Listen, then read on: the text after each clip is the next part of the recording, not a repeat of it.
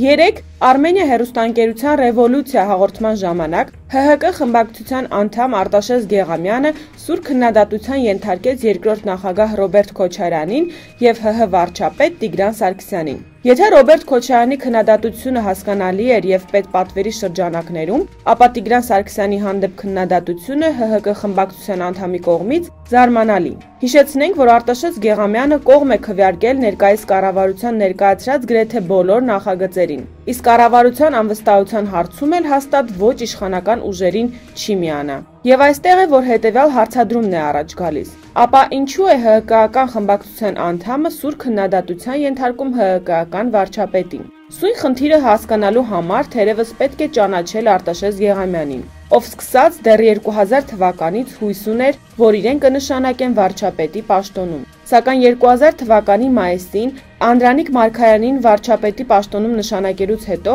Գեղամյանը հուսախաբ եղավ և սկսեց ռադիկալ դիրքերից քննադատել Ռոբերտ Քոչարյանին և Սերժ Սարգսյանին։ 2003 թվականի նախագահական ընտրություններից հետո, երբ Գեղամյանը չմիացավ Ստեփան Դեմիրճյանին, ասում էին, որ Գեղամյանը դեռ հույսը չէր կորցրել վարչապետի պաշտոնում նստելուց։ 2008 թվականից սկսած, ինչպես հայտնի է, Գեղամյանը բաց ճակատով պաշտպանում է Սերժ Սարգսյանին, միաժամանակ քննադատելով Տիգրան Սարգսյանի գործունեությունը։ Ամենայն հավանականությամբ Գեղամյանը մինչ այսօր հույսը չի կորցրել, որ մի օր նրան կնշանակեն վարչապետի պաշտոնում։ Հենց սրանով է պայմանավորված նաև այն հանգամանքը, որ ի տարբերություն երիտ հանրապետականների, քննադատելով երկրորդ նախագահին, նա միաժամանակ չի պաշտպանում Տիգրան Սարգսյանին։ Սա թերևս կարելի է բացատրել այն հանգամանքով, որ Տիգրան Սարգսյանի հնարավոր պաշտոնանկություններից հետո իրեն հրաշքով կնշանակեն վարչապետի պաշտոնում։ Սակայն մինչև Տիգրան Սարգսյանի հարցերը լուծելը առաջանում է պարադոքսալ իրավիճակ,